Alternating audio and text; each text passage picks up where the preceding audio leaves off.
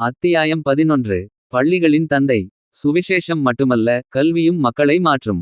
திருநெல்வேலியில் ஆயிரக்கணக்கான மக்கள் கிறிஸ்துவை நோக்கி திரும்ப ஆரம்பித்தபோது இரேனியஸ் ஒரு முக்கியமான கேள்வியை எதிர்கொண்டார். இந்த புதிய விசுவாசிகள் எவ்வாறு ஆவிக்குரிய வளர்ச்சியில் நிலைத்திருப்பார்கள். ஒரு மனிதன் சுவிசேஷத்தை கேட்டு மனந்திரும்பலாம். ஆனால் வேதாகமத்தை வாசிக்க தெரியாவிட்டால், கற்றுக்கொள்ள வாய்ப்பு இல்லாவிட்டால், பிள்ளைகள் அறியாமையிலேயே வளர்ந்தால் என்ன ஆகும். இந்த கேள்வி இரேனியஸின் இருதயத்தில் ஒரு புதிய பாரத்தை உருவாக்கியது. அது கல்வி. சுவிசேஷமும் கல்வியும். இரேனியஸ் கல்வியை வெறும் உலக அறிவை பெறும் வழியாக மட்டும் பார்க்கவில்லை.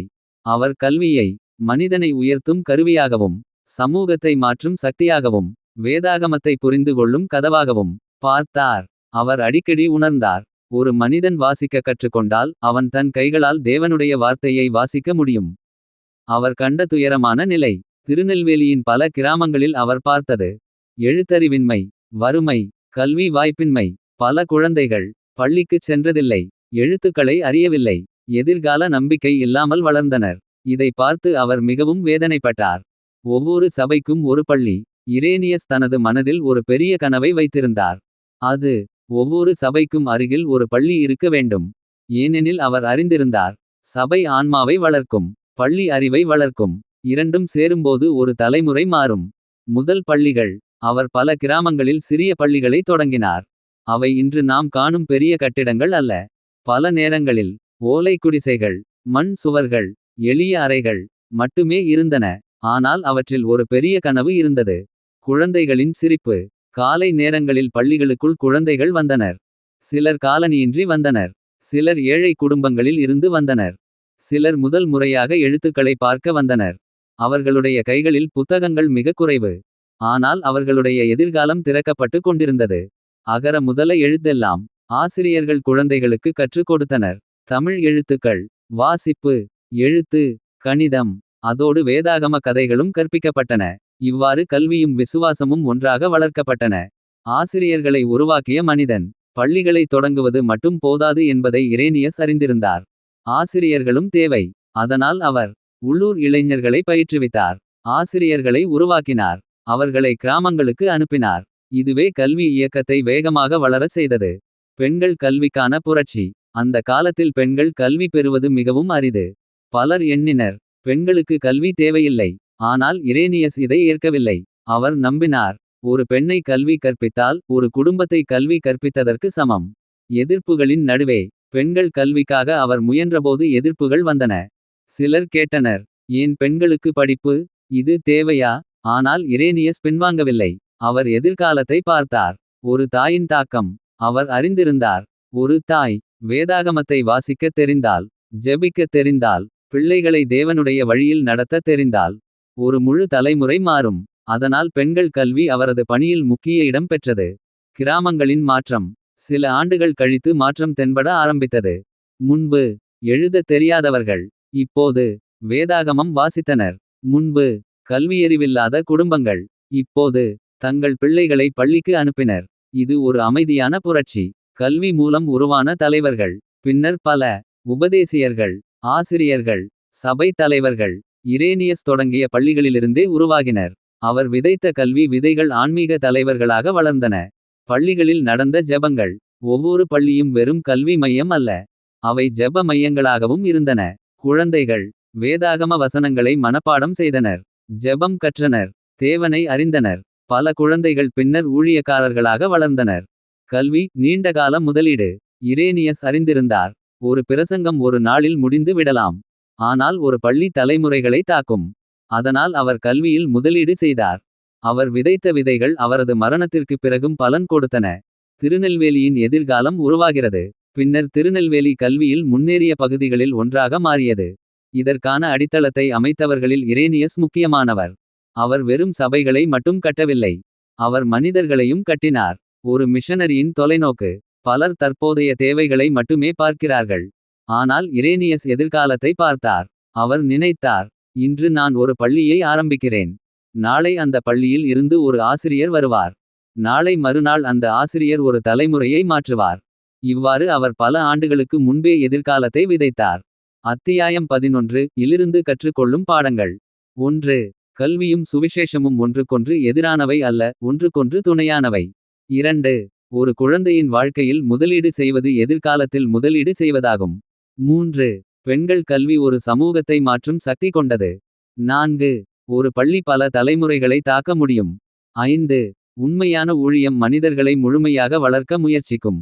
அத்தியாயம் 12. சபைகளை நிறுவிய திருநெல்வேலியின் அப்போஸ்தலன். ஒரு மனிதன் அல்ல, ஒரு இயக்கத்தை உருவாக்கியவர்.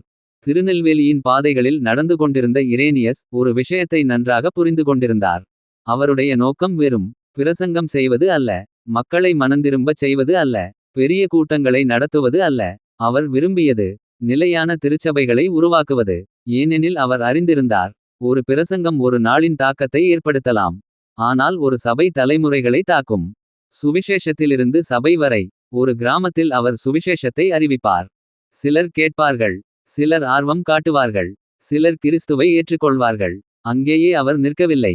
அவர் அடுத்த கேள்வியை கேட்டார், இவர்கள் எப்படி ஆவிக்குரிய வளர்ச்சியில் நிலைத்திருப்பார்கள்? அதற்கான பதில், ஒரு உள்ளூர் சபை. முதல் விசுவாசிகளின் கூட்டங்கள். ஆரம்பத்தில் சபைகள் பெரிய கட்டிடங்களில் கூடவில்லை. பல இடங்களில், ஒரு மரத்தின் கீழ், ஒரு குடிசையில், ஒரு வீட்டின் முற்றத்தில் மக்கள் கூடினர். அவர்கள் ஜெபித்தனர், வேதாகமம் வாசித்தனர், பாடல்கள் பாடினர், கிறிஸ்துவை பற்றி கற்றுக்கொண்டனர். அதுவே ஒரு புதிய சபையின் தொடக்கம். ஒரு கிராமத்தில் ஒரு விளக்கு. இரேனியஸ் ஒவ்வொரு புதிய சபையையும் ஒரு விளக்காக பார்த்தார். ஒரு இருண்ட கிராமத்தில் ஒரு சிறிய விசுவாச குழு உருவாகும். அந்த குழு மற்றவர்களுக்கு சாட்சி ஆகும், புதியவர்களை அழைக்கும், வேதாகமத்தை பகிரும். இவ்வாறு ஒரு விளக்கு இன்னொரு விளக்கை ஏற்றும். சபை கட்டிடங்கள். காலப்போக்கில் சில சபைகள் வளர்ந்தன. அப்போது சிறிய ஆலயங்கள் கட்டப்பட்டன. அவை மிக பெரிய கட்டிடங்கள் அல்ல, ஆனால் மக்களுக்கு அவை மிகவும் முக்கியமானவை. ஏனெனில் அவை ஜெபத்தின் வீடுகள், கற்றலின் மையங்கள், சமூகத்தின் புதிய இதயம். நான் மட்டும் போதாது. இரேனியஸ் ஒரு உண்மையை விரைவாக உணர்ந்தார். திருநெல்வேலி முழுவதையும் அவர் தனியாக மேய்க்க முடியாது. அவர் ஒரே நேரத்தில் 100 கிராமங்களில் இருக்க முடியாது. ஆயிரக்கணக்கான மக்களை நேரடியாக கற்பிக்க முடியாது. அதனால் அவர் ஒரு புதிய திட்டத்தை ஆரம்பித்தார். உபதேசியர்களை உருவாக்குதல்.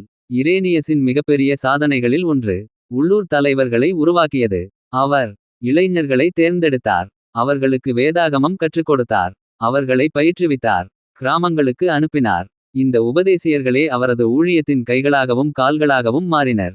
உள்ளூர் தலைமைத்துவத்தின் முக்கியத்துவம். பல மிஷனரிகள் செய்த ஒரு தவறை இரேனியஸ் தவிர்க்க முயன்றார். அவர் சபைகளை எப்போதும் வெளிநாட்டு தலைமையின் மீது சார்ந்திருக்கச் செய்ய விரும்பவில்லை. அவர் விரும்பியது இந்திய சபைகளை இந்தியர்கள் வழிநடத்த வேண்டும். இந்த எண்ணம் அவரது காலத்திற்கு மிகவும் முன்னோக்கிய சிந்தனை. ஒரு புதிய தலைமுறை உருவாகிறது. அவர் பயிற்றுவித்தவர்கள் பின்னர் போதகர்களானார்கள், ஆசிரியர்களானார்கள், சுவிசேஷகர்களானார்கள், சபை தலைவர்களானார்கள். இதனால் ஊழியம் பல மடங்கு வளர்ந்தது. கிராமம் கிராமமாக சபைகள்.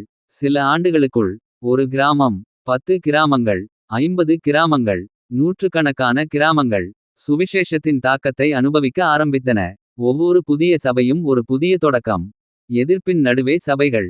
சில சபைகள் உருவானவுடன் எதிர்ப்பு வந்தது. சில விசுவாசிகள் தங்கள் வீடுகளை இழந்தனர், சமூக ஒதுக்குதலை சந்தித்தனர், மிரட்டப்பட்டனர். ஆனால் சபைகள் மூடப்படவில்லை, மாறாக அவை மேலும் பலமானதாக வளர்ந்தன. சபை என்பது கட்டிடம் அல்ல. இரேனியஸ் அடிக்கடி கற்றுக் கொடுத்தார், சபை என்பது சுவர் அல்ல, மக்கள். ஒரு கட்டிடம் இடிக்கப்படலாம், ஆனால் விசுவாசிகள் ஒன்றாக இருந்தால் சபை உயிருடன் இருக்கும். இந்த சிந்தனை அவரது சபைகளை வலிமைப்படுத்தியது. மெய்ஞ்ஞானபுரம் மற்றும் பிற மையங்கள். இரேனியஸின் ஊழியத்தின் மூலம் பல முக்கிய கிறிஸ்தவ மையங்கள் உருவாகின. அவற்றில் குறிப்பிடத்தக்கது மேக்னனாபுரம்.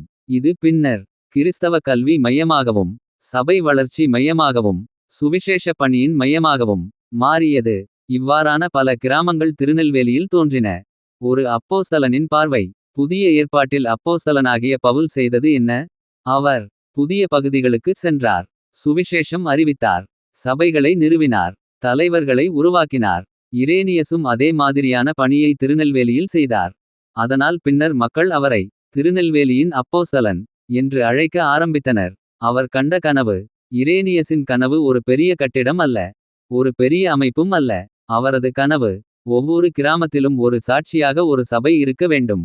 இந்த கனவுக்காக அவர் நடந்தார், ஜெபித்தார், கண்ணீர் வடித்தார், உழைத்தார். அவரது வாழ்க்கையின் நிலையான பலன் இன்று 200 ஆண்டுகளுக்கு பிறகும் திருநெல்வேலியில் உள்ள பல சபைகள், பல கிறிஸ்தவ குடும்பங்கள், பல கல்வி நிறுவனங்கள் இரேனியஸ் விதைத்த விதைகளின் பலனாக உள்ளன.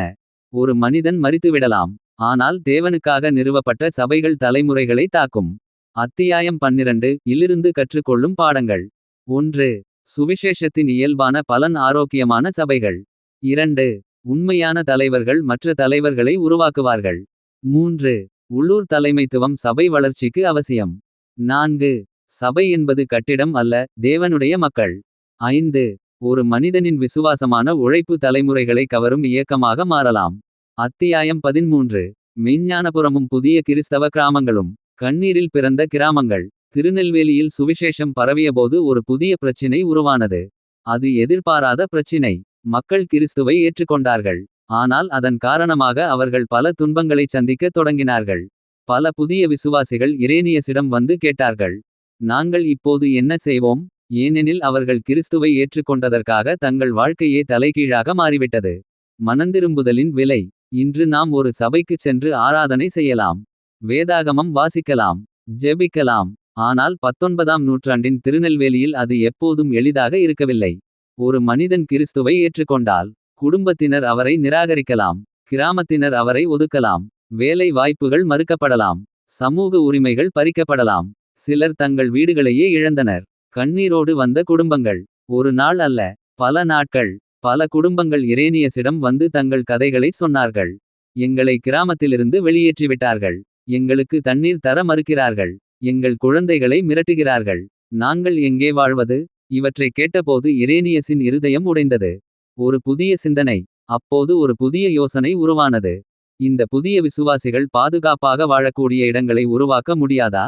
இது வெறும் குடியிருப்பு திட்டம் அல்ல, இது விசுவாசிகளின் வாழ்வாதாரத்திற்கான அவசர தேவை. கிறிஸ்தவ குடியிருப்புகளின் தொடக்கம். இவ்வாறு சில புதிய கிராமங்கள் உருவாகத் தொடங்கின. அங்கு கிறிஸ்தவ குடும்பங்கள் ஒன்றாக வாழ்ந்தனர். சபை மையமாக இருந்தது, பள்ளி இருந்தது, ஜெப வாழ்க்கை வளர்க்கப்பட்டது. இந்த கிராமங்கள் ஒரு புதிய சமூகத்தின் மாதிரியாக மாறின. மெய்ஞானபுரம் ஒரு புதிய அத்தியாயம். இந்த கிராமங்களில் மிகவும் புகழ்பெற்ற ஒன்றாக வளர்ந்தது மெய்ஞானபுரம். இன்று இந்த பெயர் பலருக்கு தெரியும், ஆனால் அதன் ஆரம்பம் மிகவும் எளிமையானது. அது கண்ணீரில் பிறந்த ஒரு கிராமம், துன்புறுத்தப்பட்ட விசுவாசிகளுக்கான ஒரு அடைக்கலம். மெய்ஞானபுரம் என்ற பெயர். மெய்ஞானம் என்றால் உண்மையான அறிவு. இரேனியஸ் மற்றும் ஆரம்ப விசுவாசிகள் நம்பியது, கிறிஸ்துவை அறிதலே உண்மையான ஞானம். அதனால் இந்த பெயர் மிகவும் பொருத்தமானதாக இருந்தது. ஒரு கிராமத்தின் இதயம் சபை. மெய்ஞானபுரத்தில் முதலில் கட்டப்பட்டது பெரிய வீடுகள் அல்ல, சபை. ஏனெனில் அந்த கிராமத்தின் இதயம் கிறிஸ்துவாக இருக்க வேண்டும் என்று அவர்கள் விரும்பினர். சபையைச் சுற்றியே குடும்பங்கள் வாழ்ந்தன, குழந்தைகள் வளர்ந்தனர், சமூகம் உருவானது. காலை நேர காட்சிகள். மெய்ஞானபுரத்தில் ஒரு காலை பொழுதை கற்பனை செய்து பாருங்கள். சூரியன் உதயமாகிறது, குடும்பங்கள் விழிக்கின்றன, சிலர் ஜெபிக்கிறார்கள், சிலர் வேதாகமம் வாசிக்கிறார்கள், குழந்தைகள் பள்ளிக்கு செல்கிறார்கள். கிராமத்தின் மையத்தில் சபை நிற்கிறது. இது வெறும் குடியிருப்பு அல்ல, இது ஒரு வாழும் விசுவாச சமூகம். பள்ளியின் முக்கியத்துவம். இரேனியஸ் கல்வியை ஒருபோதும் மறக்கவில்லை. எனவே புதிய கிராமங்களில் பள்ளிகள் நிறுவப்பட்டன, குழந்தைகள் கற்றுக்கொள்ளத் தொடங்கினர், எழுத்தறிவு வளர்ந்தது. சில ஆண்டுகளில் அந்த குழந்தைகள் ஆசிரியர்களாக, உபதேசியர்களாக, சபை தலைவர்களாக வளர்ந்தனர். உழைப்பின் வாழ்க்கை. இந்த கிராம மக்கள் சோம்பேறிகளாக வாழவில்லை. அவர்கள் விவசாயம் செய்தனர், தொழில்களில் ஈடுபட்டனர், தங்கள் குடும்பங்களை பராமரித்தனர். இரேனியஸ் விரும்பியது ஆவிக்குரிய வளர்ச்சியோடு பொறுப்பான வாழ்க்கையும் இருக்க வேண்டும். துன்பத்தின் நினைவுகள். புதிய கிராமங்களில் வாழ்ந்த பல குடும்பங்கள் தாங்கள் சந்தித்த துன்பங்களை மறக்கவில்லை. அவர்கள் நினைத்தார்கள், எவ்வாறு துரத்தப்பட்டோம், எவ்வாறு அவமானப்படுத்தப்பட்டோம், எவ்வாறு தேவன் காத்தார். இந்த நினைவுகள் அவர்களுடைய விசுவாசத்தை ஆழமாக்கின. ஒரு கிராமம் மற்றொரு கிராமத்தை உருவாக்கியது. மெய்ஞானபுரத்தின் வெற்றி மற்ற இடங்களுக்கும் ஊக்கமளித்தது. பின்னர் புதிய கிறிஸ்தவ குடியிருப்புகள் உருவாயின, புதிய சபைகள் தோன்றின, புதிய கல்வி மையங்கள் உருவாயின. ஒரு கிராமம் மற்றொரு கிராமத்தை பாதித்தது. இரேனியஸின் மகிழ்ச்சி. ஒரு நாள் மெய்ஞானபுரத்தின் தெருக்களில் நடந்தபோது இரேனியஸ் என்ன உணர்ந்திருப்பார்? அவர் கண்டார், ஜெபிக்கும் குடும்பங்கள், பள்ளிக்குச் செல்லும் குழந்தைகள், வேதாகமம் வாசிக்கும் விசுவாசிகள். இது அவரது உழைப்பின் பலன் மட்டுமல்ல, இது தேவனுடைய கிருபையின் சாட்சி. ஒரு புதிய சமூகம். மெய்ஞானபுரம் போன்ற கிராமங்களில் ஒரு புதிய கலாச்சாரம் உருவானது. அது ஜெபத்தை மதித்தது, கல்வியை மதித்தது, வேதாகமத்தை மதித்தது, ஒருவருக்கொருவர் உதவியது. இவை திருநெல்வேலியின் பல பகுதிகளில் தாக்கத்தை ஏற்படுத்தின. மெய்ஞ்ஞானபுரத்தின் மரபு.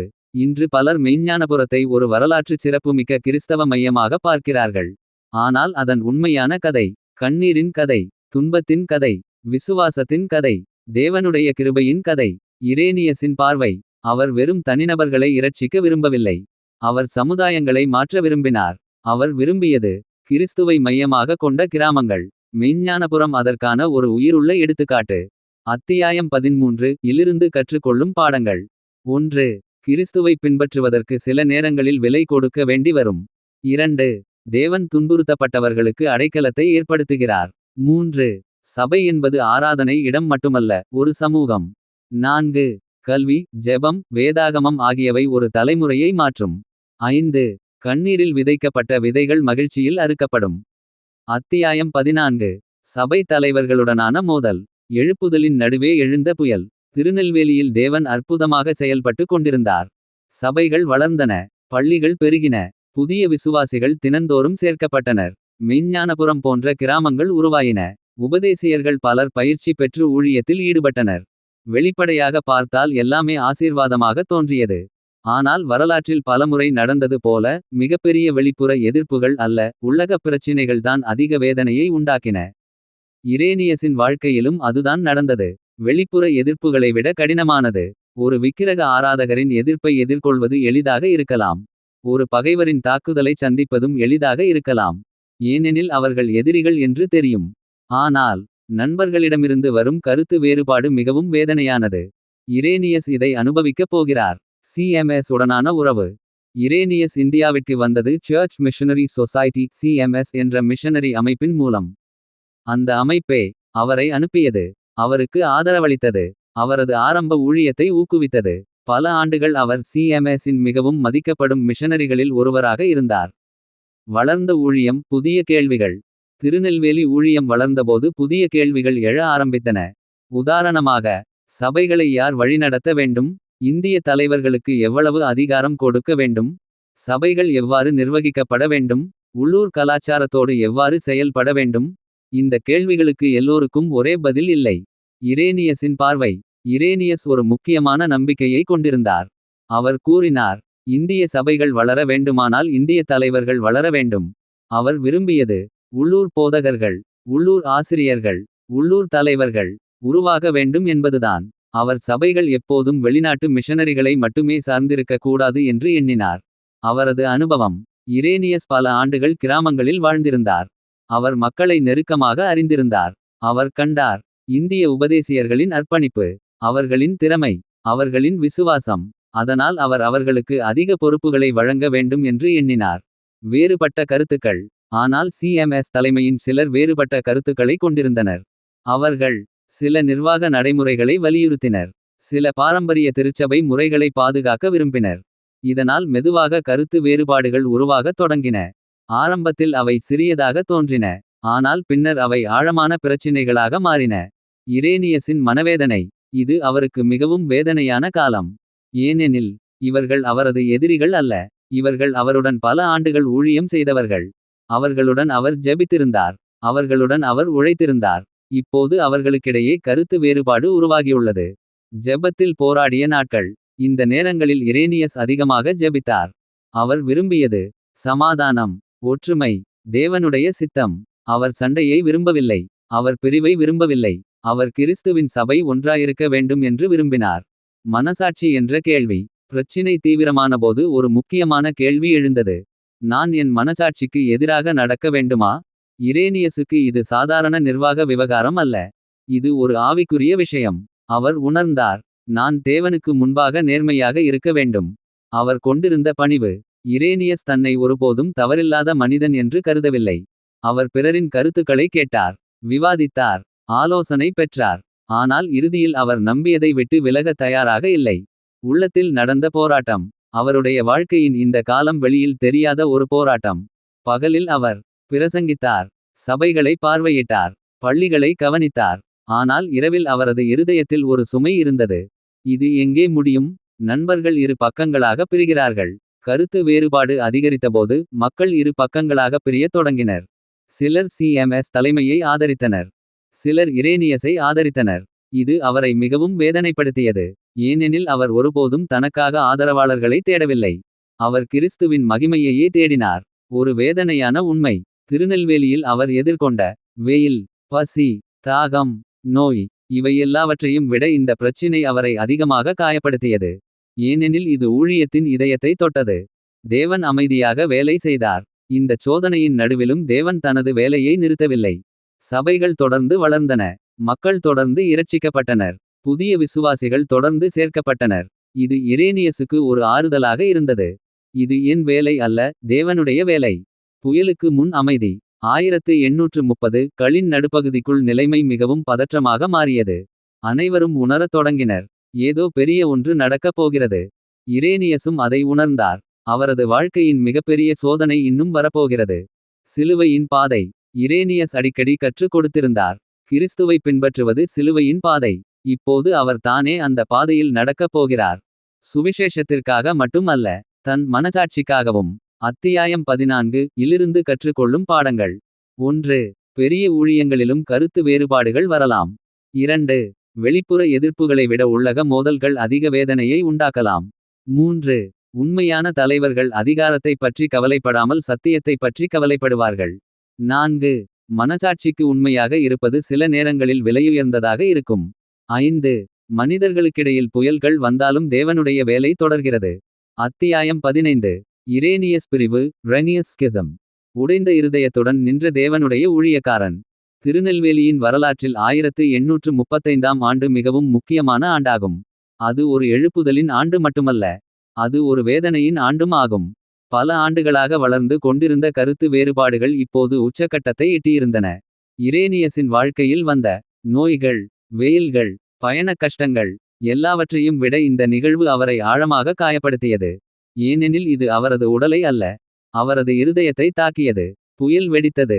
பல ஆண்டுகளாக சிஎம்எஸ் தலைமைக்கும் இரேனியஸுக்கும் இடையில் இருந்த கருத்து வேறுபாடுகள் இனி மறைக்க முடியாத நிலையை அடைந்தன. இது ஒரே ஒரு விஷயத்தை பற்றியது அல்ல. பல நிர்வாக, திருச்சபை மற்றும் தலைமைத்துவ கேள்விகள் ஒன்றாக சேர்ந்து ஒரு பெரிய நெருக்கடியை உருவாக்கின. இரு தரப்பினரும் தங்கள் நிலைப்பாட்டை விளக்கினர். கடிதங்கள் எழுதினர். ஆலோசனைகள் நடத்தினர். ஆனால் ஒற்றுமை உருவாகவில்லை. இரேனியஸின் நிலை. இந்த நேரத்தில் இரேனியஸ் ஒரு விஷயத்தை தெளிவாக கூறினார். நான் யாரிடமும் கிளர்ச்சி செய்ய விரும்பவில்லை. நான் சண்டையை விரும்பவில்லை. ஆனால் என் மனசாட்சிக்கு எதிராக நடக்க முடியாது. அவருக்கு அதிகாரம் முக்கியமல்ல, சத்தியம் முக்கியம். தனிமையின் ஆரம்பம். ஒரு காலத்தில் அவருடன் இணைந்து பணியாற்றிய சிலர் இப்போது அவருக்கு எதிராக நின்றனர். அது அவருக்கு மிகுந்த வேதனையை அளித்தது. ஏனெனில் அவர்கள் சக ஊழியர்கள், நண்பர்கள், பல ஆண்டுகள் ஒன்றாக ஜெபித்தவர்கள். இப்போது அவர்கள் வேறு பாதையில் சென்று கொண்டிருந்தனர். 1835 பிரிவு. இறுதியில் 1835ஆம் ஆண்டு பிரிவு நிகழ்ந்தது. இரேனியஸ் அதிகாரப்பூர்வமாக சிஎம்எஸ் அமைப்பிலிருந்து பிரிந்தார். இந்த நிகழ்வு பின்னர் வரலாற்றில் ரெனியஸ் ஸ்கிசம், இரேனியஸ் பிரிவு என்று அழைக்கப்பட்டது. அவர் இழந்தவை. இந்த பிரிவால் இரேனியஸ் பலவற்றை இழந்தார். 1. அதிகாரப்பூர்வ பதவி. பல ஆண்டுகளாக அவர் வகித்திருந்த நிலைமைகள் மாறின. 2. அமைப்பின் ஆதரவு. சிஎம்எஸ் இன் நிர்வாக ஆதரவை அவர் இழந்தார். 3. சில நண்பர்கள். சில பழைய உறவுகள் முறிந்தன. 4. எதிர்கால பாதுகாப்பு. அவரது பொருளாதார நிலைமை கூட உறுதியற்றதாக மாறியது. ஆனால் அவர் இழக்காத ஒன்று. அவர் பலவற்றை இழந்தார். ஆனால் ஒரு விஷயத்தை இழக்கவில்லை. அது தனது மனசாட்சியின் சமாதானம். அவர் நம்பினார், நான் தேவனுக்கு முன்பாக நேர்மையாக நடக்க வேண்டும். விசுவாசிகளின் பதில். பிரிவு நடந்தபோது ஒரு பெரிய கேள்வி எழுந்தது. மக்கள் யாருடன் நிற்பார்கள்? பலர் ஆச்சரியப்பட்டனர். ஏனெனில் திருநெல்வேலியின் பல பகுதிகளில் உபதேசியர்கள், ஆசிரியர்கள், சபை உறுப்பினர்கள் இரேனியசுடன் நின்றனர். ஏன் அவர்கள் அவருடன் நின்றார்கள்? அவர்கள் அவருடைய பெயருக்காக நின்றதில்லை. அவர்கள் அவரது வாழ்க்கையை பார்த்திருந்தார்கள். அவர்கள் அறிந்திருந்தார்கள். அவர் அவர்களுக்காக நடந்ததை. அவர் அவர்களுக்காக ஜெபித்ததை. அவர் அவர்களுக்காக கண்ணீர் வடித்ததை. அவர்கள் ஒரு நிர்வாகியை பார்க்கவில்லை, ஒரு ஆவிக்குரிய தந்தையை பார்த்தார்கள். உடைந்த இரவுகள். இந்த காலத்தில் இரேனியஸ் பல இரவுகளை ஜெபத்தில் கழித்தார். ஒருவேளை அவர் கேட்டிருக்கலாம், கர்த்தாவே, ஏன் இது நடந்தது? நான் எங்கே தவறினேன்? உமது சபையை காத்தருளும். இவை அவரது வாழ்க்கையின் மிகவும் இருண்ட நாட்களாக இருந்தன. சிலுவையின் பள்ளிக்கூடம். முன்பு அவர் துன்பத்தை பற்றி பிரசங்கித்திருந்தார். இப்போது அவர் துன்பத்தை வாழ்ந்து கொண்டிருந்தார். முன்பு அவர் சிலுவையை சுமக்க வேண்டும். என்று கற்றுக் கொடுத்திருந்தார். இப்போது அவர் தானே அந்த சிலுவையை சுமந்தார். தேவனுடைய வேலை நின்றுவிடவில்லை. ஆனால் ஒரு ஆச்சரியமான உண்மை இருந்தது. பிரிவு நடந்தாலும் சுவிசேஷம் நின்றுவிடவில்லை. ஜெபம் நின்றுவிடவில்லை. மக்கள் இரட்சிக்கப்படுவது நின்றுவிடவில்லை. தேவன் தொடர்ந்து வேலை செய்தார். இது இரேனியசுக்கு ஆறுதலாக இருந்தது. ஒரு புதிய இயக்கம். பிரிவுக்கு பிறகு இரேனியசுடன் இருந்த சபைகள் மற்றும் தலைவர்கள் தொடர்ந்து ஊழியம் செய்தனர். அவர்கள் கூட்டங்களை நடத்தினர், ஜெபித்தனர், வேதாகமம் கற்றுக் கொடுத்தனர். இவ்வாறு ஒரு புதிய கட்டம் ஆரம்பமானது. மனித பலவீனம், தேவனுடைய கிருபை. இந்த நிகழ்வு ஒரு முக்கியமான உண்மையை நினைவூட்டுகிறது. தேவனுடைய ஊழியத்தில் உள்ளவர்கள் கூட கருத்து வேறுபடலாம், தவறுகள் செய்யலாம், ஒருவரையொருவர் காயப்படுத்தலாம். ஆனால் தேவன் தனது வேலையை தொடர்கிறார். அவருடைய திட்டம் மனித பலவீனங்களை கடந்தது. இரேனியஸின் கண்ணீர் வரலாறு எண்களை பதிவு செய்கிறது. ஆனால் கண்ணீரை பதிவு செய்வதில்லை. 1835ஆம் ஆண்டு இரேனியஸ் சிந்திய கண்ணீர்.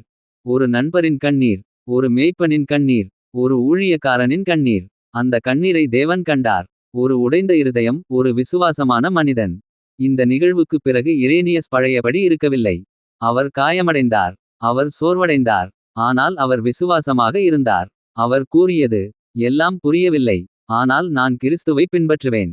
அத்தியாயம் 15 இலிருந்து கற்றுக்கொள்ளும் பாடங்கள். 1. தேவனுடைய ஊழியத்திலும் வேதனையான பிரிவுகள் ஏற்படலாம். 2. மனசாட்சிக்கு உண்மையாக இருப்பது சில நேரங்களில் பெரிய இழப்புகளை ஏற்படுத்தும். 3. உண்மையான தலைமை அதிகாரத்தில் அல்ல, குணாதிசயத்தில் இருக்கிறது. 4. மனித உறவுகள் உடைந்தாலும் தேவனுடைய வேலை தொடர்கிறது. 5. தேவன் தனது ஊழியக்காரர்களின் மறைவான கண்ணீரையும் காண்கிறார். அத்தியாயம் 16 உடைந்த இருதயத்துடன் தொடர்ந்த ஊழியம். காயப்பட்டாலும் கைவிடப்படவில்லை. 1835ஆம் ஆண்டின் பிரிவு முடிந்துவிட்டது. ஆனால் அதன் காயங்கள் முடிந்துவிடவில்லை. பல ஆண்டுகளாக உழைத்த ஊழியத்தின் நடுவே ஏற்பட்ட இந்த பிரிவு இரேனியஸின் இருதயத்தில் ஆழமான காயத்தை ஏற்படுத்தியது. அவரது வாழ்க்கையை பார்த்தவர்கள் ஒரு மாற்றத்தை கவனித்திருக்கலாம். அவர் இன்னும் அதே மனிதர், அதே சுவிசேஷகர், அதே ஜெபவீரர். ஆனால் இப்போது அவரது கண்களில் ஒரு புதிய சோகமும் இருந்தது. ஒரு கேள்வி. பிரிவுக்கு பிறகு பலர் யோசித்திருக்கலாம், இப்போது இரேனியஸ் என்ன செய்வார்? அவர் ஓய்வு எடுப்பாரா? அவர் ஜெர்மனிக்கு திரும்பிவிடுவாரா? அவர் மனம் உடைந்து ஊழியத்தை நிறுத்திவிடுவாரா? மனித பார்வையில் அவை எல்லாம் சாத்தியமான பதில்கள். ஆனால் இரேனியஸ் வேறு முடிவு எடுத்தார். என் அழைப்பு இன்னும் மாறவில்லை. அவர் தனது உள்ளத்தில் ஒரு உண்மையை பற்றிக்கொண்டார். என்னை இந்தியாவிற்கு அழைத்தது CMS அல்ல. என்னை அழைத்தது தேவன். அமைப்புகள் மாறலாம், சூழ்நிலைகள் மாறலாம், மனிதர்கள் மாறலாம். ஆனால் தேவனுடைய அழைப்பு மாறாது. இதுவே அவரை முன்னேறச் செய்தது.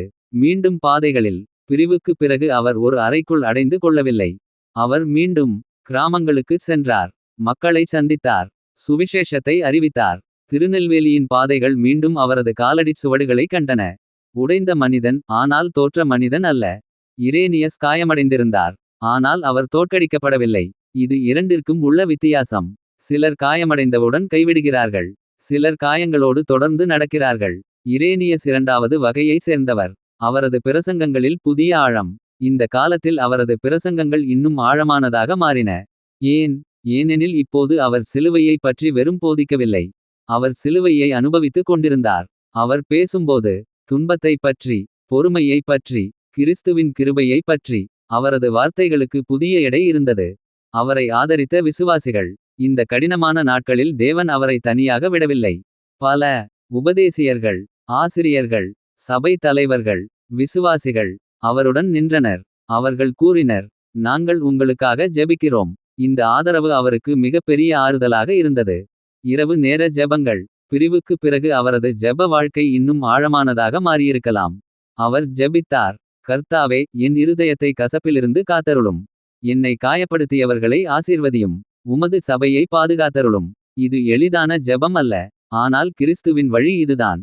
கசப்பை தேர்ந்தெடுக்கவில்லை. அவருக்கு ஒரு தேர்வு இருந்தது. அவர் கோபமாக மாறியிருக்கலாம், பழிவாங்க நினைத்திருக்கலாம், கசப்புடன் வாழ்ந்திருக்கலாம். ஆனால் அவர் அந்த பாதையை தேர்ந்தெடுக்கவில்லை. அவர் கிறிஸ்துவின் பாதையை தேர்ந்தெடுத்தார். மன்னிப்பின் பாதை. உடல்நலம் குறையத் தொடங்குகிறது. இந்த நேரத்தில் அவரது உடல்நிலையும் மெதுவாக பாதிக்கப்படத் தொடங்கியது. பல ஆண்டுகளாக கடினமான பயணங்கள், அதிக வேலை, மன அழுத்தம் அவரது உடலை பலவீனப்படுத்தியிருந்தன. இப்போது அதன் விளைவுகள் தென்பட ஆரம்பித்தன. ஆனாலும் வேலை நிற்கவில்லை. உடல் சோர்வடைந்தாலும் அவர் வேலை நிறுத்தவில்லை. அவர் தொடர்ந்து போதித்தார், எழுதினார், ஆலோசனை வழங்கினார், சபைகளை பார்வையிட்டார். அவருடைய வாழ்க்கை இன்னும் முழுமையாக தேவனுடைய ராஜ்யத்திற்காகவே இருந்தது. புதிய விசுவாசிகளின் வளர்ச்சி. இந்த ஆண்டுகளில் அவர் ஒரு மகிழ்ச்சியான விஷயத்தையும் கண்டார். அவர் பல ஆண்டுகளுக்கு முன்பு வழிநடத்திய புதிய விசுவாசிகள் இப்போது வளர்ந்திருந்தனர். அவர்கள் தலைவர்களாக வளர்ந்தனர், ஆசிரியர்களாக ஆனார்கள், சுவிசேஷத்தை பகிர்ந்தனர். அவருடைய விதைகள் பலன் கொடுத்து கொண்டிருந்தன. ஒரு ஆவிக்குரிய தந்தையின் மகிழ்ச்சி. ஒரு தந்தை தனது பிள்ளைகள் வளர்வதை பார்த்து மகிழ்வது போல இரேனியஸ் தனது ஆவிக்குரிய பிள்ளைகள் வளர்வதை பார்த்து மகிழ்ந்தார். அவர் உணர்ந்தார், நான் எப்போதும் இருக்க மாட்டேன், ஆனால் தேவனுடைய வேலை தொடரும். அவரது இருதயத்தில் இருந்த அமைதி. அனைத்து சோதனைகளுக்கும் நடுவில் அவருக்கு ஒரு அமைதி இருந்தது.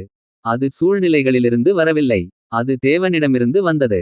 அவர் அறிந்திருந்தார், தேவன் இன்னும் சிங்காசனத்தில் இருக்கிறார். அவருடைய திட்டம் தோல்வியடையாது. ஒரு மெழுகுவர்த்தி கரைந்து கொண்டிருக்கிறது. இப்போது இரேனியஸின் வாழ்க்கை ஒரு மெழுகுவர்த்தியைப் போல இருந்தது. அது கரைந்து கொண்டிருந்தது, ஆனால் அது இன்னும் வெளிச்சம் கொடுத்து கொண்டிருந்தது.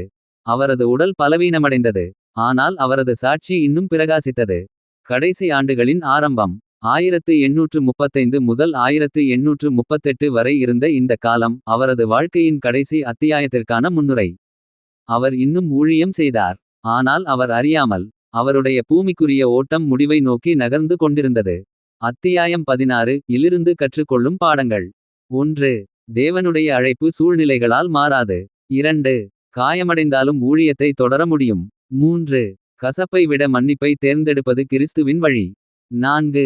உடல் பலவீனமானாலும் ஆவி பலமாக இருக்க முடியும். 5. உண்மையான வெற்றி என்பது கடைசி வரை விசுவாசமாக இருப்பது. அத்தியாயம் 17 கடைசி நாட்கள். ஓட்டத்தை முடிக்க தயாரான தேவனுடைய ஊழியக்காரன். 1838 ஆண்டு. திருநெல்வேலியின் பாதைகளில் பல ஆண்டுகள் நடந்த கால்கள் இப்போது சோர்வடைந்திருந்தன. ஆயிரக்கணக்கான மக்களுக்காக ஜெபித்த குரல் இப்போது பலவீனமடைந்திருந்தது. எண்ணற்ற கிராமங்களில் சுவிசேஷத்தை அறிவித்த உடல் இப்போது ஓய்வை கோரத் தொடங்கியது. ஆனால் இரேனியஸின் ஆவி இன்னும் எரிந்து கொண்டே இருந்தது. அவரது வாழ்க்கையின் மாலை நேரம் வந்துவிட்டது. 48 ஆண்டுகள். இரேனியஸுக்கு வயது வெறும் 48. இன்றைய அளவில் பார்த்தால் அது இன்னும் நடுத்தர வயது. ஆனால் அந்த காலத்தில் கடினமான பயணங்கள், வெப்பமான காலநிலை, நோய்கள், இடைவிடாத உழைப்பு மனிதர்களை விரைவாக சோர்வடையச் செய்தன. இரேனியஸ் தனது வாழ்க்கையை முழுமையாக ஊற்றியிருந்தார். உடலின் சோர்வு. பல ஆண்டுகளாக அவர் ஓய்வின்றி பயணித்தார். நூற்றுக்கணக்கான கூட்டங்களில் பேசினார், சபைகளை வழிநடத்தினார், பள்ளிகளை கவனித்தார், வேதாகம பணியில் ஈடுபட்டார். இப்போது அந்த உழைப்பின் விளைவுகள் அவரது உடலில் தென்பட்டன. அவர் முன்பை போல வலிமையாக இல்லை. குறையாத பாரம். உடல் பலவீனமானாலும் அவரது இருதய பாரம் குறையவில்லை. அவர் இன்னும் நினைத்தார், அந்த கிராமம் எப்படி இருக்கிறது? அந்த உபதேசியர் விசுவாசமாக இருக்கிறாரா? அந்த புதிய சபை வளருகிறதா? ஒரு உண்மையான மேய்ப்பனின் இருதயம் கடைசி வரை அப்படித்தான் இருக்கும். கடைசி சந்திப்புகள். 1838 இல் பலர் அவரை சந்திக்க வந்தனர். உபதேசியர்கள் வந்தனர், சபை தலைவர்கள் வந்தனர், புதிய விசுவாசிகள் வந்தனர். அவர்கள் வெறும் மரியாதைக்காக வரவில்லை, அவர்கள் நேசித்த ஒரு ஆவிக்குரிய தந்தையை பார்க்க வந்தனர். அவர் பேசிய வார்த்தைகள். இந்த காலத்தில் இரேனியஸ் அடிக்கடி சில முக்கிய விஷயங்களை வலியுறுத்தினார். வேதாகமத்திற்கு உண்மையாக இருங்கள், மனிதர்களை அல்ல, தேவனுடைய வார்த்தையை பின்பற்றுங்கள். ஜெபத்தை விடாதீர்கள். சபையின் வலிமை ஜெபத்தில் இருக்கிறது. கிறிஸ்துவை உயர்த்துங்கள், என் பெயரை அல்ல, கிறிஸ்துவின் நாமத்தை உயர்த்துங்கள். தனது வாழ்க்கையை பின்னோக்கி பார்த்தபோது ஒருவேளை இந்த நாட்களில் அவர் தனது வாழ்க்கையை நினைத்திருக்கலாம். ஜெர்மனியில் இருந்த சிறுவயது, இந்தியாவை நோக்கிய கடல் பயணம், தமிழை கற்ற நாட்கள், சென்னையின் ஆரம்ப ஊழியம், திருநெல்வேலியின் எழுப்புதல், மெஞ்ஞானபுரம், ஆயிரக்கணக்கான மனந்திரும்புதல்கள், சபைகள், பள்ளிகள், பிரிவின் வேதனை, அனைத்தும் இப்போது பின்னால் இருந்தன. அவர் கண்ட தேவனுடைய உண்மைத்தன்மை. வாழ்க்கையை பின்னோக்கி பார்த்தபோது ஒரு விஷயத்தை அவர் உறுதியாகச் சொல்ல முடிந்தது. தேவன் உண்மையுள்ளவர். புயல்களில் அவர் உண்மையுள்ளவர், வெற்றிகளில் அவர் உண்மையுள்ளவர், தோல்விகளில் அவர் உண்மையுள்ளவர், கண்ணீரிலும் அவர் உண்மையுள்ளவர். மரணத்தை பற்றிய அவரது பார்வை. இரேனியஸ் மரணத்தை ஒரு பயங்கரமான எதிரியாக மட்டும் பார்க்கவில்லை. ஒரு விசுவாசியாக அவர் அறிந்திருந்தார், மரணம் என்பது கிறிஸ்துவோடு இருப்பதற்கான வாசல். பவுல் சொன்னது போல, கிறிஸ்துவோடிருக்க பிரயாணப்படுவதற்கு எனக்கு ஆசை. இந்த நம்பிக்கை அவருக்கு அமைதியை அளித்தது. படுக்கையின் அருகே அவரது உடல்நிலை மேலும் மோசமடைந்தபோது பலர் அவரது அருகில் இருந்தனர். அவர்கள் ஜெபித்தனர், வேதாகமம் வாசித்தனர், அவரை உற்சாகப்படுத்தினர். ஆனால் உண்மையில் அவர் தான் அவர்களை உற்சாகப்படுத்தியிருக்கலாம். ஏனெனில் அவரது விசுவாசம் இன்னும் உறுதியாக இருந்தது. கடைசி ஜெபங்கள். வரலாறு அவரது ஒவ்வொரு ஜெபத்தையும் பதிவு செய்யவில்லை. ஆனால் அவரது வாழ்க்கையை பார்த்தால் அவரது கடைசி ஜெபங்கள் இதுபோல இருந்திருக்கலாம். கர்த்தாவே உமக்கே மகிமை. இந்த மக்களை காத்தருளும். இந்த சபைகளை பாதுகாத்தருளும். என் வாழ்க்கை உமது கைகளில் உள்ளது. அவரது மிகப்பெரிய கவலை. அவரது கடைசி நாட்களில் அவர் தனது பெயரைப் பற்றி கவலைப்படவில்லை. அவர் கவலைப்பட்டது சபைகளைப் பற்றி, விசுவாசிகளைப் பற்றி, சுவிசேஷ பணியைப் பற்றி. இதுவே அவரது இருதயத்தின் உண்மையான நிலை. ஒரு அமைதியான நம்பிக்கை. அவருடைய உடல் நாளுக்கு நாள் பலவீனமடைந்தது. ஆனால் அவரது நம்பிக்கை பலவீனமடையவில்லை. அவர் அறிந்திருந்தார், நான் விதைத்த விதைகளை முழுமையாக காண முடியாமல் போகலாம். ஆனால் தேவன் அவற்றை வளர்ப்பார். ஓட்டம் முடிவை நெருங்குகிறது. நல்ல போராட்டத்தை போராடினேன். ஓட்டத்தை முடித்தேன். விசுவாசத்தை காத்துக்கொண்டேன். இப்போது அந்த வார்த்தைகள் இரேனியஸின் வாழ்க்கைக்கும் பொருந்தத் தொடங்கின. அவர் பரிபூரணமானவர் அல்ல. ஆனால் அவர் விசுவாசமானவர். திருநெல்வேலியின் அன்பு. இந்த நாட்களில் ஒரு விஷயம் தெளிவாக தெரிந்தது. திருநெல்வேலி மக்கள் அவரை நேசித்தார்கள். ஏன்? அவர் வெளிநாட்டவர் என்பதற்காக அல்ல. அவர் பெரிய அறிஞர் என்பதற்காக அல்ல. அவர் அவர்களை நேசித்தார். அவர்களுக்காக வாழ்ந்தார். அவர்களுக்காக உழைத்தார். அவர்களுக்காக ஜெபித்தார். அதனால் அவர்கள் அவரை நேசித்தார்கள். மாலை நேர சூரியன். ஒரு நீண்ட நாள் முடிவடையும் போது சூரியன் மெதுவாக மறைகிறது. அதேபோல் இரேனியஸின் வாழ்க்கையும் மாலை நேரத்தை அடைந்தது. ஆனால் அது இருள் அல்ல. அது ஒரு புதிய விடியலுக்கான முன்னுரை. ஏனெனில் அவருக்கு முன்பாக இருந்தது. அவர் பல ஆண்டுகள் நேசித்த ஆண்டவரின் சந்நிதி. அத்தியாயம் 17 இலிருந்து கற்றுக்கொள்ளும் பாடங்கள். 1. உண்மையான ஊழியக்காரர்கள் கடைசி வரை தேவனுடைய மக்களைப் பற்றி கவலைப்படுவார்கள். 2. உடல் பலவீனமானாலும் விசுவாசம் பலமாக இருக்க முடியும். 3. மரணம் விசுவாசிக்கு முடிவு அல்ல, கிறிஸ்துவின் சந்நிதிக்குள் பிரவேசம். 4. தேவனுடைய உண்மைத்தன்மை வாழ்க்கையின் எல்லா பருவங்களிலும் மாறாது. 5. நன்றாக வாழ்ந்த வாழ்க்கை அமைதியாக முடிவடையும். அத்தியாயம் 18 மகிமைக்குள் பிரவேசம். ஒரு மிஷனரியின் பூமிக்குரிய பயணம் முடிந்து நித்திய மகிமை ஆரம்பித்த நாள். 1838ஆம் ஆண்டு ஜூன் மாதம். திருநெல்வேலியின் கிறிஸ்தவர்கள் அறியாமல் ஒரு பெரிய இழப்பின் வாசலில் நின்று கொண்டிருந்தார்கள். பல ஆண்டுகளாக அவர்களுக்காக ஜெபித்த மனிதன், அவர்களுக்காக நடந்த மனிதன், அவர்களுக்காக கண்ணீர் வடித்த மனிதன் இப்போது தனது பூமிக்குரிய ஓட்டத்தின் முடிவை அடைந்திருந்தார். சார்ல்ஸ் தியோஃபிலஸ் ஏவால்ட் ரெனியஸ் தனது வாழ்க்கையின் கடைசி மணிநேரங்களை நெருங்கிக் கொண்டிருந்தார். ஒரு அமைதியான அறை. அவரது உடல் மிகவும் பலவீனமடைந்திருந்தது. பல ஆண்டுகளாக ஊழியத்திற்காக எரிந்த அந்த உடல் இப்போது ஓய்வை கோரியது. அவரது அறை அமைதியாக இருந்திருக்கலாம். அருகில் நண்பர்கள், உபதேசியர்கள், விசுவாசிகள் இருந்திருக்கலாம். சிலர் ஜெபித்தனர். சிலர் கண்ணீர் வடித்தனர். சிலர் அமைதியாக நின்றனர். ஏனெனில் அவர்கள் உணர்ந்திருந்தனர், ஒரு மகத்தான தேவ மனிதனின் பூமிக்குரிய பயணம் முடிவடைகிறது. தோல்வியடைந்த மனிதன் அல்ல.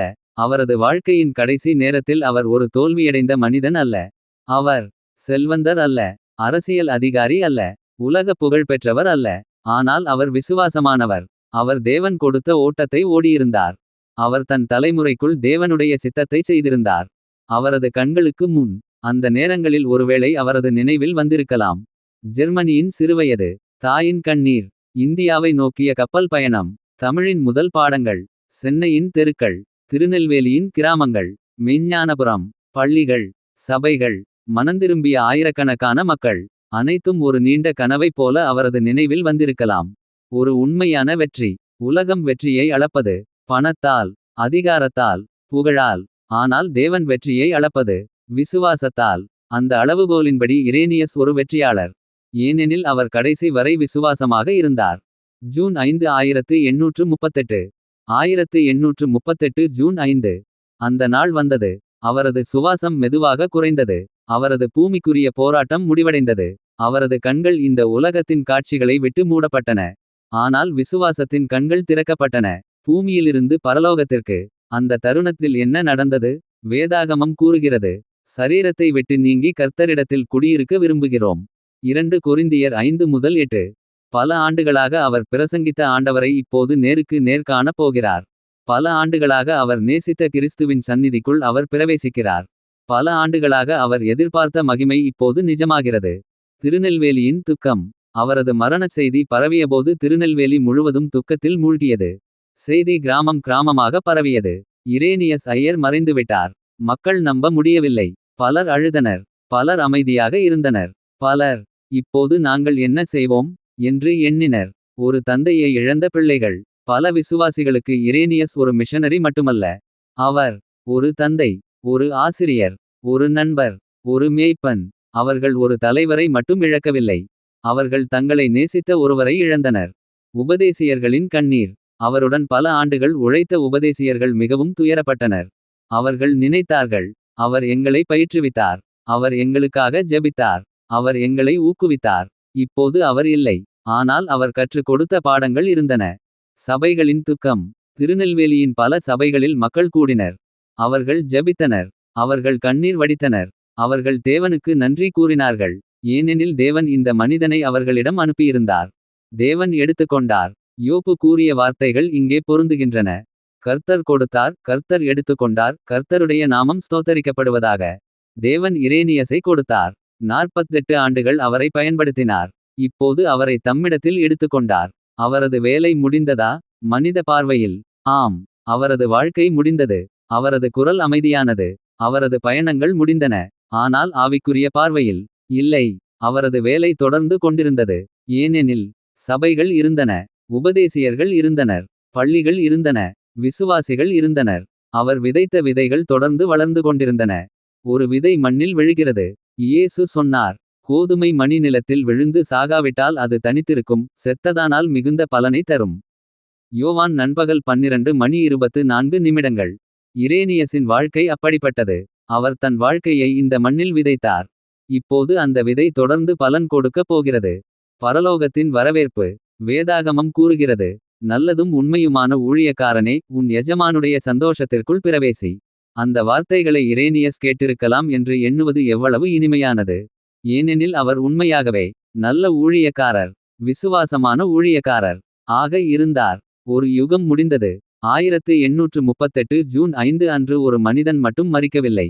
திருநெல்வேலி வரலாற்றின் ஒரு யுகம் முடிந்தது. ஆனால் தேவனுடைய கிருபையால் அந்த யுகத்தின் தாக்கம் தொடர்ந்து வாழ்ந்தது. அத்தியாயம் 18 இலிருந்து கற்றுக்கொள்ளும் பாடங்கள். 1. உண்மையான வெற்றி விசுவாசத்தில் இருக்கிறது. 2. தேவனுக்காக வாழப்பட்ட வாழ்க்கை மரணத்திற்கு பிறகும் பேசுகிறது. 3. விசுவாசிக்கு மரணம் ஒரு முடிவு அல்ல. 4. தேவன் தமது ஊழியக்காரர்களை சரியான நேரத்தில் வீட்டிற்கு அழைத்துக் கொள்கிறார். 5. தேவனுடைய வேலை ஒரு மனிதனை விட பெரியது. அத்தியாயம் 19 ஒரு மிஷனரியின் இறுதி ஊர்வலம். திருநெல்வேலி அழுத நாள். 1838 ஜூன் 5. இரேனியஸ் ஐயர் மகிமைக்குள் பிரவேசித்துவிட்டார். ஆனால் திருநெல்வேலியின் மக்களுக்கு அது ஒரு சாதாரண செய்தி அல்ல. அது ஒரு தந்தையை இழந்த நாள். ஒரு மேய்ப்பனை இழந்த நாள். ஒரு நண்பரை இழந்த நாள். பல ஆண்டுகளாக அவர்களோடு நடந்த மனிதன் இனி அவர்களோடு நடக்கப் போவதில்லை. செய்தி பரவுகிறது. அவரது மரணச் செய்தி தீப்பொறி போல பரவியது. பாளையங்கோட்டை, மெஞ்ஞானபுரம், டோனாவூர், வசவப்பபுரம், நல்லூர் மற்றும் பல கிராமங்கள். எங்கும் ஒரே செய்தி, இரேனியஸ் ஐயர் மறைந்துவிட்டார். மக்கள் அதிர்ச்சியடைந்தனர். பலர் அழுதனர். பலர் அமைதியாக நின்றனர். கிராமங்களிலிருந்து வந்த மக்கள். அடுத்த சில நாட்களில் மக்கள் பல திசைகளிலிருந்தும் வந்தனர். சிலர் மைல்கள் தூரம் நடந்து வந்தனர். வெயிலில் பயணித்து வந்தனர். இரவெல்லாம் நடந்து வந்தனர். ஏன்? ஒரு கடைசி முறையாக தங்களை நேசித்த மனிதனுக்கு மரியாதை செலுத்த. யார் வந்தார்கள்? அந்த கூட்டத்தில் இருந்தவர்கள் உபதேசியர்கள், ஆசிரியர்கள், விவசாயிகள், விதவைகள், குழந்தைகள், சபை தலைவர்கள். அவர்கள் சமூகத்தில் வெவ்வேறு நிலைகளில் இருந்தாலும் அவர்களை இணைத்த ஒன்று இருந்தது. இரேனியஸ் அவர்களை நேசித்திருந்தார். ஒரு விதவையின் கண்ணீர். ஒருவேளை அந்த கூட்டத்தில் ஒரு விதவை இருந்திருக்கலாம். ஒரு காலத்தில் இரேனியஸ் அவளுக்காக ஜெபித்திருந்தார். ஒரு ஏழை குடும்பம் இருந்திருக்கலாம். அவர்களுடைய குழந்தைகளை பள்ளிக்கு சேர்த்தவர் இரேனியஸ். ஒரு உபதேசியர் இருந்திருக்கலாம். அவரை ஊழியத்திற்கு அழைத்தவர் இரேனியஸ். ஒவ்வொருவருக்கும் ஒரு நினைவு இருந்தது. அமைதியான மரியாதை. அந்த நாள் மக்கள் வெறும் சடங்கிற்காக வரவில்லை. அவர்கள் நன்றியுணர்வுடன் வந்தனர். அவர்கள் நினைத்தார்கள், இந்த மனிதன் எங்களுக்காக வாழ்ந்தார். எங்களுக்காக உழைத்தார். எங்களுக்காக ஜெபித்தார். இறுதி ஊர்வலம். இறுதி ஊர்வலம் ஆரம்பமானது. அது ஒரு அரசரின் ஊர்வலம் அல்ல. அது ஒரு படைத்தளபதியின் ஊர்வலம் அல்ல. ஆனால் அது தேவனுடைய ராஜ்யத்தின் ஒரு உண்மையான ஊழியக்காரனின் ஊர்வலம். மக்கள் அமைதியாக நடந்தனர். பலரின் கண்களில் கண்ணீர். பலரின் இருதயங்களில் நன்றியுணர்வு. கண்ணீரும் நம்பிக்கையும். அந்த நாள் வெறும் துக்கத்தின் நாள் அல்ல. அது நம்பிக்கையின் நாளும் கூட. ஏனெனில் அவர்கள் அறிந்திருந்தனர், இரேனியஸ் இறந்துவிடவில்லை. அவர் கிறிஸ்துவோடு இருக்கிறார். இந்த நம்பிக்கையே அவர்களுடைய கண்ணீருக்கு நடுவே ஆறுதலாக இருந்தது. அடக்கம் செய்யப்பட்ட இடம். இரேனியஸ் பாளையங்கோட்டையில் அடக்கம் செய்யப்பட்டார். இன்று கூட அவரது நினைவு தென்னிந்திய கிறிஸ்தவ வரலாற்றில் வாழ்கிறது. அவரது கல்லறை ஒரு மனிதனின் நினைவு சின்னம் மட்டுமல்ல. அது தியாகத்தின் சாட்சி, விசுவாசத்தின் சாட்சி, சுவிசேஷத்தின் சாட்சி. மக்கள் நினைத்தவை. அந்த நாள் மக்கள் ஒருவருக்கொருவர் பேசிக்கொண்டிருக்கலாம். அவர் எங்கள் கிராமத்திற்கு வந்த நாள் நினைவிருக்கிறதா? அவர் என்னை ஜெபத்தில் வழிநடத்தியது நினைவிருக்கிறதா? அவர் எங்கள் பிள்ளைகளுக்கு பள்ளி தொடங்கியது நினைவிருக்கிறதா? ஒவ்வொரு நினைவும் ஒரு சாட்சியாக இருந்தது. ஒரு விதை பலன் கொடுத்தது. அந்த நாளில் பலர் உணர்ந்தார்கள். ஒரு ஜெர்மன் இளைஞன் பல ஆண்டுகளுக்கு முன்பு இந்தியாவிற்கு வந்தார். அவர் தனது நாட்டை விட்டார். தனது குடும்பத்தை விட்டார். தனது வசதிகளை விட்டார். ஏன்? கிறிஸ்துவுக்காக. அந்த தியாகம் வீணாகவில்லை. திருநெல்வேலியின் அப்போஸ்தலன். பலர் அவரை அப்போது அழைத்த பெயர் திருநெல்வேலியின் அப்போஸ்தலன். அது ஒரு அதிகாரப்பூர்வ பட்டம் அல்ல. அது மக்களின் இருதயத்திலிருந்து வந்த பெயர். ஏனெனில் அவர் செய்த வேலை அப்போஸ்தலனைப் போல இருந்தது. சுவிசேஷம் அறிவித்தார். சபைகள் நிறுவினார். தலைவர்களை உருவாக்கினார். மக்களை கிறிஸ்துவிடம் நடத்தினார். அவர் விட்டுச் சென்ற மரபு. இறுதி ஊர்வலம் முடிந்தது. மக்கள் வீடு திரும்பினர். ஆனால் அவர்கள் வெறுமனே துக்கத்தோடு திரும்பவில்லை. அவர்கள் ஒரு பொறுப்போடு திரும்பினர். இப்போது இந்த வேலை தொடர வேண்டும். இரேனியஸ் இல்லை. ஆனால் அவரது பாரம் இன்னும் உயிரோடு இருந்தது. தேவனுடைய வேலை தொடர்கிறது. ஒரு மனிதன் மறைந்தார். ஆனால் சபைகள் தொடர்ந்தன. பள்ளிகள் தொடர்ந்தன. சுவிசேஷ பணி தொடர்ந்தது. ஏனெனில் அது இரேனியஸின் வேலை அல்ல. அது தேவனுடைய வேலை. ஒரு மறக்க முடியாத நாள். 1838 இல் நடந்த அந்த இறுதி ஊர்வலம் திருநெல்வேலி வரலாற்றில் மறக்க முடியாத நாளாக மாறியது. அது ஒரு முடிவாக இருந்தது. ஆனால் அதே நேரத்தில் ஒரு புதிய தொடக்கமாகவும் இருந்தது. ஏனெனில் இரேனியஸ் விதைத்த விதைகள் தொடர்ந்து வளரப்போகின்றன. அத்தியாயம் 19 இலிருந்து கற்றுக்கொள்ளும் பாடங்கள். 1. மனிதர்கள் மறையலாம். ஆனால் அவர்களின் விசுவாசமான வாழ்க்கையின் தாக்கம் தொடரும். 2. உண்மையான தலைவர்கள் மக்களின் இருதயங்களில் வாழ்கிறார்கள். 3. தேவனுக்காக செய்யப்பட்ட தியாகங்கள் ஒருபோதும் வீணாகாது. 4. ஒரு ஊழியக்காரன் மறைந்தாலும் தேவனுடைய வேலை தொடர்கிறது. 5. நன்றாக வாழப்பட்ட வாழ்க்கை ஒரு தலைமுறையை தாண்டி தாக்கம் ஏற்படுத்தும். அத்தியாயம் 20 இரேனியஸின் மரபு இன்று வரை வாழும் தாக்கம். மரித்தும் பேசுகிற மனிதன். 1838 ஜூன் மாதத்தில் இரேனியஸ் பூமியை விட்டுச் சென்றார். அவரது குரல் அமைதியானது. அவரது கால்கள் இனி திருநெல்வேலியின் பாதைகளில் நடக்கவில்லை. அவரது கைகள் இனி வேதாகமத்தை பிடித்து கிராமங்களில் போதிக்கவில்லை. ஆனால் ஒரு விசித்திரமான உண்மை இருக்கிறது. இரேனியஸ் இன்னும் பேசுகிறார். அவரது வாழ்க்கையின் மூலம், அவரது பணியின் மூலம், அவரது மரபின் மூலம். ஒரு மனிதன் விதைத்த விதைகள். இரேனியஸ் தனது வாழ்க்கையில் ஆயிரக்கணக்கான கிலோமீட்டர்கள் நடந்தார். நூற்றுக்கணக்கான கிராமங்களை சந்தித்தார். எண்ணற்ற மக்களுக்கு சுவிசேஷம் அறிவித்தார். அவர் விதைத்த விதைகள் அவரது வாழ்நாளிலேயே பலன் கொடுத்தன. ஆனால் உண்மையான அறுவடை அவரது மரணத்திற்கு பிறகும் தொடர்ந்தது. வளர்ந்த சபைகள். அவர் நிறுவ உதவிய சபைகள் மறைந்துவிடவில்லை. மாறாக அவை வளர்ந்தன. திருநெல்வேலி மற்றும் தூத்துக்குடி பகுதிகளில் புதிய சபைகள் தோன்றின. புதிய தலைமுறைகள் உருவாயின. புதிய ஊழியர்கள் எழுந்தனர். ஒரு மனிதன் தொடங்கிய வேலை ஒரு இயக்கமாக மாறியது. மெய்ஞானபுரத்தின் சாட்சி. மேக்னனாபுரம் இன்று வரை இரேனியஸின் பார்வைக்கு ஒரு சாட்சியாக நிற்கிறது. அங்கு சபைகள் வளர்ந்தன. கல்வி வளர்ந்தது. கிறிஸ்தவ சாட்சி தொடர்ந்தது. ஒரு சிறிய கிறிஸ்தவ குடியிருப்பு பல தலைமுறைகளை தாக்கியது. கல்வியின் மரபு. இரேனியஸ் கல்விக்காக செய்த உழைப்பு மிகப்பெரிய பலனை தந்தது. அவர் தொடங்கிய கல்வி இயக்கம் பின்னர் பள்ளிகளாக, கல்லூரிகளாக, பயிற்சி மையங்களாக வளர்ந்தது. திருநெல்வேலி பகுதி கல்வியில் முன்னேறியதற்கான அடித்தளத்தை அமைத்தவர்களில் அவர் முக்கியமானவர். வேதாகமத்தின் தாக்கம். அவர் நேசித்த ஒரு விஷயம் தேவனுடைய வார்த்தை. அவர் மக்களின் கைகளில் வேதாகமம் இருக்க வேண்டும் என்று விரும்பினார். இன்று தமிழ் வேதாகமம் வாசிக்கப்படுகிறது. சபைகளில் போதிக்கப்படுகிறது. குடும்பங்களில் பயன்படுத்தப்படுகிறது. அவரது வேதாகம பாரம் தொடர்ந்து பலன் கொடுக்கிறது. உள்ளூர் தலைவர்களின் கனவு. இரேனியஸின் மிக பெரிய பார்வைகளில் ஒன்று. இந்திய சபைகளை இந்திய தலைவர்கள் வழிநடத்த வேண்டும். இன்று தென்னிந்தியாவில் உள்ள ஆயிரக்கணக்கான போதகர்கள், சுவிசேஷகர்கள், ஆசிரியர்கள் அந்த பார்வையின் நிறைவேற்றத்தை நினைவூட்டுகின்றனர். திருநெல்வேலியின் ஆன்மீக வரைபடம். இன்று திருநெல்வேலி மாவட்டத்தின் பல பகுதிகளில் கிறிஸ்தவ சபைகள் காணப்படுகின்றன. அவற்றின் பின்னால் பல காரணங்கள் இருந்தாலும் இரேனியஸின் பங்கு மறுக்க முடியாதது. அவர் விதைத்தார், நீர்ப்பாய்ச்சினார், ஜெபித்தார், தேவன் வளரச் செய்தார். ஒரு ஜெர்மன், ஒரு தமிழன். வரலாற்றின் அழகான உண்மைகளில் ஒன்று இதுதான். இரேனியஸ் ஜெர்மனியில் பிறந்தார். ஆனால் அவரது இருதயம் தமிழர்களோடு இணைந்தது. அவர் தமிழ் கற்றார், தமிழ் பேசினார், தமிழ் மக்களை நேசித்தார். பலர் அவரை நம்முடையவர் என்று உணர்ந்தார்கள். அவரது பெயர் ஏன் மறக்கப்படவில்லை? பல மிஷனரிகளின் பெயர்கள் காலப்போக்கில் மறக்கப்பட்டன. ஆனால் இரேனியஸின் பெயர் தொடர்ந்து நினைவுகூரப்படுகிறது. ஏன்? அவர் வெறும் பிரசங்கிக்கவில்லை. அவர் மக்களோடு வாழ்ந்தார். அவர் அவர்களுடைய துயரங்களை பகிர்ந்தார். அவர் அவர்களுக்காக கண்ணீர் வடித்தார். இன்றைய ஊழியர்களுக்கான பாடம். இரேனியஸின் வாழ்க்கை இன்றைய ஊழியர்களிடம் கேட்கிறது. நீங்கள் மக்களை உண்மையாக நேசிக்கிறீர்களா? நீங்கள் சுவிசேஷத்திற்காக தியாகம் செய்யத் தயாரா? நீங்கள் புகழை அல்ல, கிறிஸ்துவை தேடுகிறீர்களா? ஜெபத்தின் மனிதன். அவரது ஊழியத்தின் பின்னால் இருந்த ரகசியம் என்ன?